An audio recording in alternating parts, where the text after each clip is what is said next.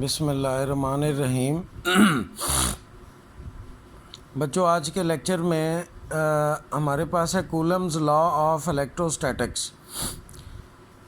इसमें अब देखिए हमारे पास दो चार्ज हैं।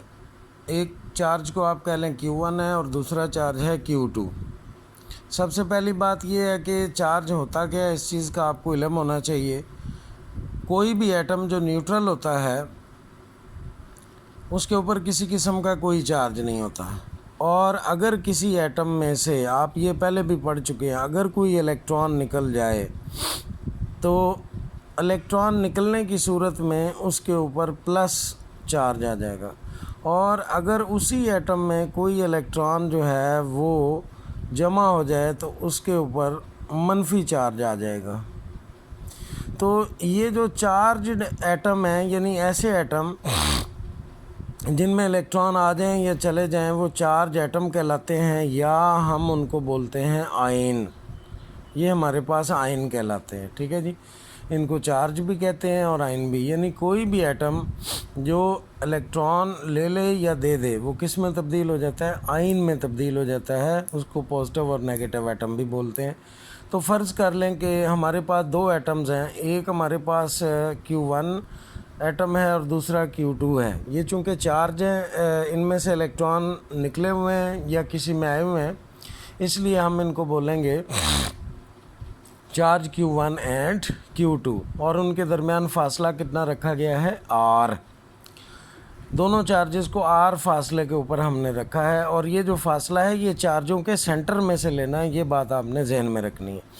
अब कूलम जो लॉ है उसके दो हिस्से हैं। पहला हिस्सा ये कहता है कि फोर्स ऑफ अट्रैक्शन हो चार्जेस में या फोर्स ऑफ रिपल्शन हो चार्जेस में। अब अपोजिट चार्ज होंगे तो फोर्स ऑफ अट्रैक्शन होगी, और अगर सिमिलर चार्ज होगा तो फोर्स ऑफ रिपल्शन होगी। तो ये फोर्स ऑफ अट्रैक्शन या रिपल्शन जो है ये डायरेक्टली प्रोपोर्शनल होती है product of the magnitude of the charges, ठीक है जी। उसको हम F directly proportional Q1 Q2, ये Q1 और Q2 ये मैग्नीट्यूड्स हैं। हो सकता है कि जो चार्ज Q1 है वो आपके पास 10 कूलम हो, कूलम यूनिट है चार्ज का। Q2 जो है वो हो सकता है ये 20 कूलम हो, ठीक है जी। तो और ये याद रखिए, ये इस वक्त जो हम चार्जेस लेकर चल रहे हैं उनमें से एक पॉजिटिव चार्ज है और दूसरा आपके पास नेगेटिव चार्ज है। और ये जो फोर्स ऑफ अट्रैक्शन या रिपल्शन है ये इन्वर्सली प्रोपोर्शनल होती है to the square of the distance between the charges. अब एक को आप इक्वेशन 1 बना लें, दूसरे को आप इक्वेशन नंबर 2 बना लें। अब इनको कंबाइन करें इक्वेशन नंबर 1 एंड 2 को, तो फोर्स जो है वो डायरेक्टली प्रोपोर्शनल होगी Q1 Q2 over R square. उसके बाद आप प्रोपोर्शनैलिटी साइन ख़त्म करेंगे, यहाँ पर आपके पास Q आ जाएगा, तो F बराबर K Q1 Q2 बटा R स्क्वायर। इसको ये मैग्नीट्यूड फॉर्म में, आप इसको वेक्टर फॉर्म में लिख सकते हैं। वेक्टर फॉर्म में ये आ जाएगी K के साथ, और इधर R यूनिट वेक्टर आ जाएगा। ये इक्वेशन नंबर 3 बन जाएगी। K क्या है, कूलम कांस्टेंट, या इसको इलेक्ट्रोस्टैटिक कांस्टेंट भी कहते हैं, और इसकी वैल्यू काफ़ी बड़ी होती है 1/4 पाई एप्सिलॉन नॉट, और ये बराबर हो गया 9 ज़रब 10 की पावर 9 न्यूटन मीटर स्क्वायर और per coulomb square, where K is constant called the coulomb's constant. और ये बात आपने जहन में रखनी है कि यहाँ पे E0 इस्तेमाल हो रहा है। E0 एक और कांस्टेंट है, इसको हम बोलते हैं permittivity of the free space, यानी हवा कि बरकी असर को गुजारने की सलाहियत। देखें ना, बरकी, अब आप जब तार के करीब अपनी फिंगर लाते हैं तो तार आपको खींच नहीं लेती, लेकिन जैसे ही आप थोड़ा सा करीब और लेकर जाते हैं तार आपको खींच लेती है। यानी हवा जो है इंसुलेटर है, हवा में से भी बरकी असर नहीं गुजर सकता, इलेक्ट्रिक इफेक्ट नहीं गुजर सकता, ठीक है। कि हवा में से बिजली आई आपको लग गई, ऐसे पॉसिबल नहीं है। तो ये हवा की इजाज़त है। ये मनफी वैल्यू ये साबित करती है, देखें यहाँ पर मुस्बत है तो ये बड़ी वैल्यू है, इसका मतलब है K कांस्टेंट जो है वो बड़ा है, जबकि ये जो परमिटिविटी है इसकी मनफी वैल्यू शो करती है कि हमारे पास जो हवा की बरकी असर को गुजारने की सलाहियत है वो कम है। इसके यूनिट आ जाएंगे कूलम स्क्वायर पर Newton metre square.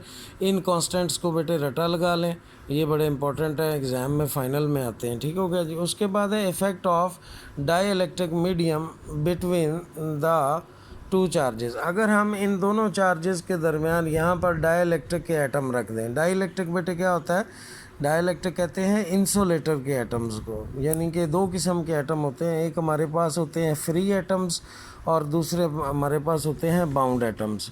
Free atoms वो होते हैं कि जिनमें से इलेक्ट्रॉन आसानी से निकल जाएं, ये हमारे पास फ्री एटम्स हैं। यहाँ आप लिख सकते हैं कि ये जो एटम्स हैं ये हमारे पास फ्री एटम्स हैं, ठीक है जी। और आपकी सहूलत के लिए एक और चीज़ वो ये है कि हमारे पास कोई भी जो एटम होगा वो दो किस्म का होगा, एक आपके पास होगा फ्री एटम और दूसरा आपके पास होगा बाउंड एटम। जो फ्री एटम होगा इसमें से फ्री इलेक्ट्रॉन्स निकलते हैं, आपने ये याद रखना है, ठीक है जी। और जो बाउंड एटम्स हैं इसमें नो फ्री इलेक्ट्रॉन्स, इसमें से फ्री इलेक्ट्रॉन्स नहीं निकलते। अब फ्री इलेक्ट्रॉन किन में होते हैं, फ्री इलेक्ट्रॉन्स होते हैं बेटे मेटल्स के अंदर, जैसे आपके पास कॉपर है, जिंक है, आयरन है, ठीक है जी, कोबाल्ट है, निकल है, ये तमाम चीज़ें जो है ये फ्री एटम्स हैं इनमें। और ये वो हैं मेटल्स जिनमें से इलेक्ट्रॉन आम तौर पे रूम टेम्परेचर पे पड़े पड़े ही निकल जाते हैं, ठीक है जी। ये हमारे पास फ्री एटम्स हैं और फ्री इलेक्ट्रॉन्स हैं। और किन चीज़ों में पाए जाते हैं, मेटल्स में। बाउंड एटम वो होते हैं जिनमें फ्री इलेक्ट्रॉन नहीं होते, ठीक है जी। मसलन और जो इलेक्ट्रॉन होंगे ऐसे एटम्स को बाउंड एटम्स कहते हैं। मसलन ये होते हैं वुड में, जैसे लकड़ी है, वूल, ठीक है जी, रुई है, ठीक है, वॉक्स जैसे मोम है, तो इनके अंदर जो है वो आपके पास बाउंड एटम्स होते हैं। और ये इनके अंदर जो इलेक्ट्रॉन होंगे वो आपके पास बाउंड इलेक्ट्रॉन्स, उन इलेक्ट्रॉन्स को हम ये भी कह सकते हैं कि वो बाउंड इलेक्ट्रॉन्स हैं। ये इलेक्ट्रॉन एटम में अपनी जगह तो तब्दील कर सकते हैं लेकिन ये एटम में से बाहर नहीं निकल सकते। तो ये आपके पास एटम का कंसेप्ट है कि एटम आपके पास फ्री भी होते हैं और एटम आपके पास क्या होते हैं, बाउंड भी होते हैं। फ्री एटम किन में पाए जाते हैं, मेटल्स में। बाउंड एटम किस में, लकड़ी में, मोम में, आपके पास रुई में, कागज़ है, गत्ता है, इनमें जो है वो आपके पास बाउंड एटम्स होते हैं। अब हम दोबारा अपने लेक्चर की तरफ वापस आते हैं कि अगर हम कोई डाई इलेक्ट्रिक मीडियम, ठीक है जी, वो प्लेट्स के दरमियान रख दें तो क्या होगा कि अगर हम कोई डाई इलेक्ट्रिक मीडियम जो है वो if a dielectric medium called insulator, ठीक है जी, इज़ प्लेस्ड, उसको रख दिया जाए बिटवीन द टू चार्जेस, दो चार्जेस के दरमियान, the polarization of the dielectric medium take place. तो डाई इलेक्ट्रिक मीडियम की क्या होगी आपके पास, पोलराइजेशन, ठीक है जी। And Coulomb force will reduce, और कूलम फोर्स कम हो जाएगी by factor E of R. इस फैक्टर को हम ई ऑफ आर कहते हैं और कॉल्ड द रिलेटिव परमिटिविटी। इसको बेटे हम क्या बोलते हैं, रिलेटिव परमिटिविटी। अब जो हमारे पास नई फोर्स आ जाएगी that will be 1/4 pi epsilon naught e of r, ठीक है, Q1 Q2 over r square, r unit vector. या आप ये ले सकते हैं ई ऑफ आर को नीचे ले आएँ, ठीक है जी, तो ये एफ आपके पास ऊपर आ जाएगा। तो इसको आप इस तरह में लिख सकते हैं कि एफ डैश जो है बराबर F over e of r. Polarisation का मतलब ये होता है कि कोई भी एटम जो है वो दो बराबर हिस्सों में तकसीम हो जाता है। मसलन ये आपके पास फ़र्ज़ कर लें पॉजिटिव चार्ज है, ठीक है जी, इसको Q1 कह दें। ये आपके पास नेगेटिव चार्ज है, इसको आप Q2 कह दें। तो एक एटम हम इंसुलेटर का रख लेते हैं।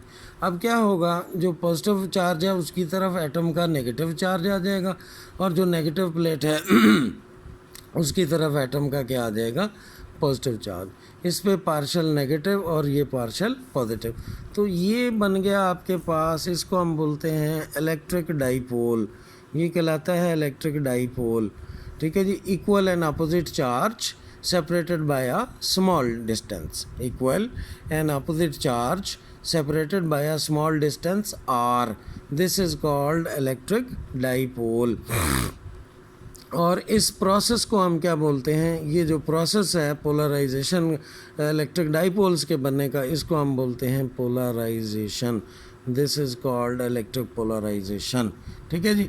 और इससे क्या होता है, ये नेगेटिव चार्ज इस प्लेट के ऊपर पॉजिटिव पे चढ़ जाएगा, ये पॉजिटिव चार्ज जो है वो नेगेटिव पे चढ़ जाएगा। तो यहाँ पर इन प्लेटों पे जो चार्ज है वो कम हो जाएगा, जब चार्ज कम होगा तो डेफिनेटली जो कूलम फोर्स है वो भी कम हो जाएगी, क्योंकि आप पढ़ चुके हैं कि कूलम फोर्स जो है वो डायरेक्टली प्रोपोर्शनल होती है product of magnitude of charges. तो पोलराइजेशन की वजह से जब चार्ज कम होगा तो डेफिनेटली जो फोर्स है ये वाली ये भी आपके पास कम हो जाएगी।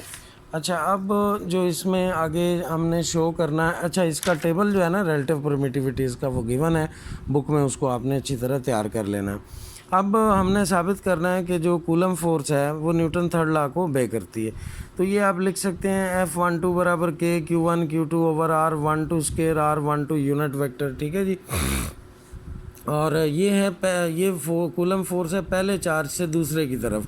ये इन केस ऑफ अट्रैक्शन है, जब चार्ज एक दूसरे को अट्रैक्ट कर रहे हैं। F21 का मतलब दूसरे चार्ज की फोर्स पहले के ऊपर। तो ये Q1 Q2 over R21 square और R21 यूनिट वेक्टर। तो इस इक्वेशन नंबर 1 को दोबारा लिख लें, ये देखें जैसे हमने पहले ली है। यहाँ पे हम ये चेंज करेंगे सबस्क्रिप्ट 1 2 को 2 1 कर सकते हैं, ये मैग्नीट्यूड है इसलिए 1 2 को 2 1 करने से कोई फ़र्क नहीं पड़ता, लेकिन ये यूनिट वेक्टर है। R12 को 2 1 करेंगे तो माइनस आ जाएगा, ठीक है भाई। ये वही इक्वेशन है 1 2, उसी में हमने इसको जगह ये लिख लिया, इसकी जगह पे ये लिखा माइनस आ गया। अब आप माइनस साइन को बाहर ले आए, ये आ गया बाहर, बाकी इक्वेशन ये ब्रैकेट के अंदर आ गई। जबकि ये चीज़ आप पढ़ चुके हैं किसके बराबर है, ये इक्वेशन नंबर 2 F21 के बराबर है। तो भाई ये F12 और ये आ गया इसकी जगह पे माइनस और F21। तो आप देखें कि जो कूलम फोर्स है पहले से दूसरे चार्ज की वो उतनी है जितना दूसरा चार्ज पहले चार्ज पे लगाता है। यानी पहले चार्ज की जो फोर्स है दूसरे चार्ज के ऊपर वो उतनी है जितनी दूसरे चार्ज की पहले के ऊपर विद नेगेटिव साइन। तो this shows that Coulomb's law जो है वो ओबे न्यूटन्स थर्ड लॉ, ठीक है। ये मैंने अलहदा से लिख दिया कि ये जो है वो आपके पास मैग्नीट्यूड्स हैं और नीचे जो है वो यूनिट वेक्टर्स हैं, इसलिए आप इनको चेंज कर सकते हैं।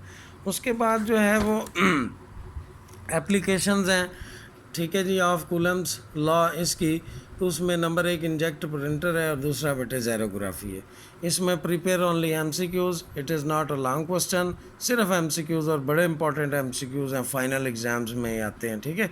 बाकी ये स्कीम मैंने थोड़ी सी atom, free atom, bound atom जो मैंने आपको बेटे पहले एक्सप्लेन की है, ठीक हो गया जी। Wish you good luck. अगला लेक्चर इलेक्ट्रिक फ्लक्स का है इंशाल्लाह, उसमें हम उसको आप लोग पहले पढ़ लिया करें। पहले पढ़ने से ये होगा कि जब आप कोई भी लेक्चर पहले पढ़ लेते हैं तो वो आपका इजीली तैयार हो जाता है। तो वो और जो कोई क्वेश्चंस हो वो बेटे आप मेरे से जूम के ऊपर जब मैं अभी अटेंडेंस लगाता हूँ तो उधर आप क्वेश्चन जो हैं वो मेरे साथ राइज कर सकते हैं, ठीक है जी। अल्लाह हाफिज़, जुमा मुबारक सबको।